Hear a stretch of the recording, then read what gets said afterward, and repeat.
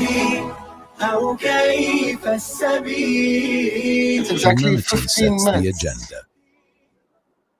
It's exactly 15 minutes after 9 a.m. right here on Salam Media. It is News and Views with your host. My name is Lukman Skink, and joining us now is Isobel Frye. She's the executive director for the Center for the Studies of for the Studies in Poverty and Inequality Institute.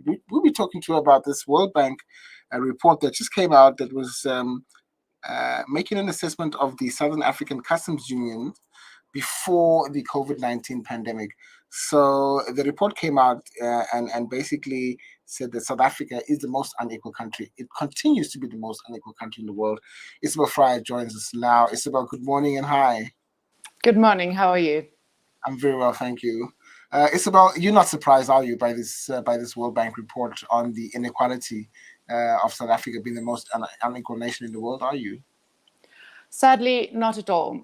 We've known this for many years, and the point about the report is that it emphasizes that the inequality affects both income and wealth. So the report makes the specific finding that 10% of the population own 81% of the financial assets in South Africa.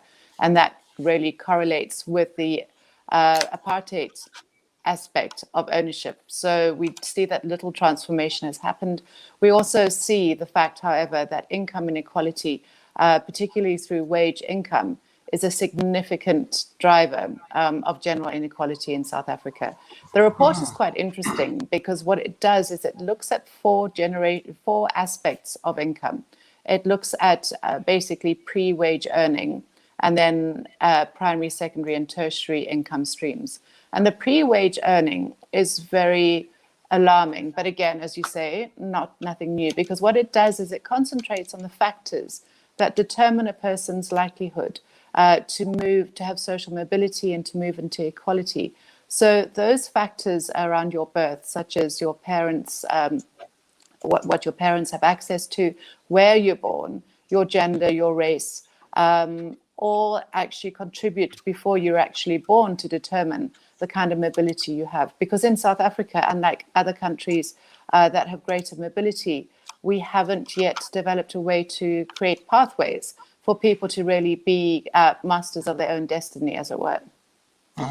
It's about, as a country, what is it that we're doing wrong? Because it's been 27 years after independence, after freedom, if you will, where a non-racist, non-sexist, and a democratic South Africa is supposed to have changed all of that, but it looks like nothing has changed. I mean, is government failing the people? It's a really interesting question because I think it goes to the heart of democracy. If we have a democracy where each person's vote is equal, how is it that the majority of people are living in poverty and a small number of people whose vote is meant to count equally have access to such a huge agglomeration? I think that if we are very honest, we didn't dismantle apartheid accumulation, and white ownership continues to perpetuate the asset landscape. So for those of us who were alive and well in 1994, there was discussion around the possibility of a wealth tax, a once-off tax on accumulated wealth. And that was easily dismissed, however, unfortunately, by the leadership in their attempts to seek reconciliation. So we didn't dismantle the very elite and exclusionary aspects of accumulation. I mean, we mustn't forget that under apartheid, Black people are not allowed to own land to accumulate, and assets are really the thing that, apart from employment, enable you to generate your own livelihood. So that was a huge disadvantaging, and we haven't taken proper steps to address that. The other point, of course, is the massive unemployment that we have, and it's increasing. That goes to questions of the structure of our economy. So we're moving from a mining economy which extracted raw resources, but it also extracted labor, cheap labor from South Africa and our neighboring countries. What we haven't seen is investment by the private sector into opening new factories, into looking at new ways of production, into generating 4IR in terms of hydrogen fuel cell kinds of technology. We're really just coasting on what was created in a very different era, and we are not seeing the generation and the support for micro entrepreneurs. I mean, I was just writing an article yesterday on small SMMEs. We know there are about 5 million SMMEs in South Africa, but 2.9 million are survivalist. And one of the aspects that came through was that the banks are not lending to micro entrepreneurs. They see the risk as being too high. And so people are really not able to, again, to master their own destiny, to take control. And then, sorry, I know I am talking a lot. I've just got a lot to say on this report. Go ahead. I think one of the, again, you asked, is this a surprise? I mean, one of the reforms that we've been advocating for as a research institute at NEDLAC is a basic income grant, because the research that we've done has shown that the most direct way of generating economic activity and development is to give money into the hands of the 12 million people who are unemployed, so that they can become active agents of economic activity and change, and so generate from the bottom up a very virtuous cycle of economic development.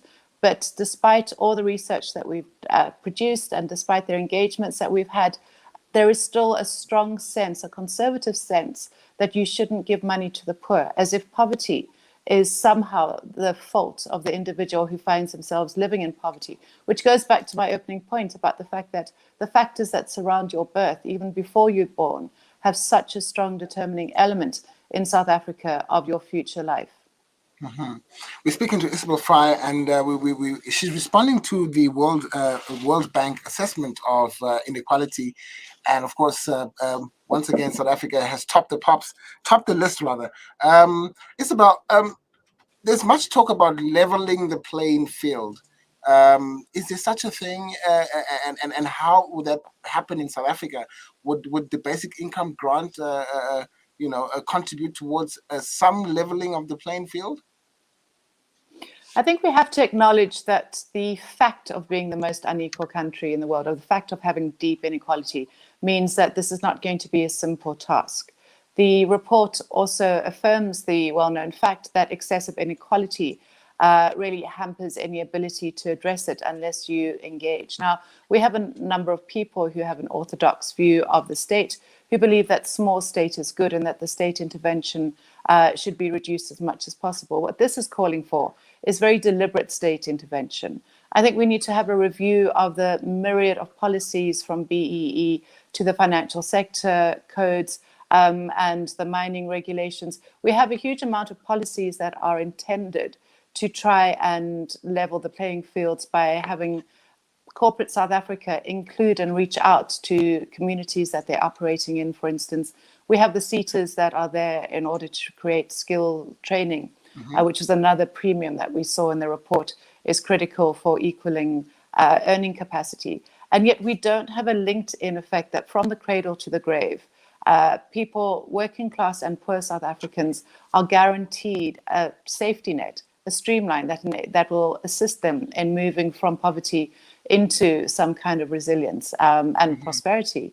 So from the research that we've done, the comprehensive social security, a universal basic income grant, is the only immediate intervention that we've come up with that will enable us to arrest the problem and to start turning it around. We've looked at others. We believe that if you have a universal basic income floor, you can then start looking at micro policies that engage people in public works, and start tackling the difficulties of accessing jobs in the private sector.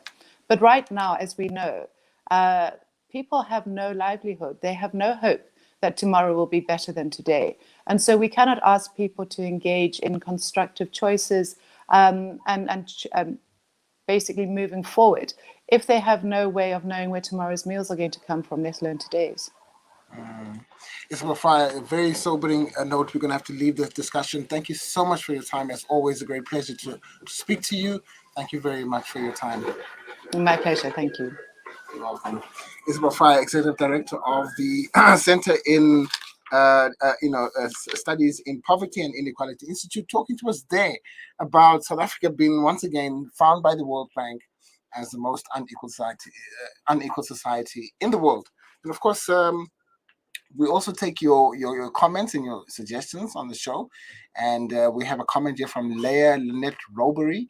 She says, Assalamu alaikum. There is no vote in South Africa ballot boxes are found on the roadside after elections.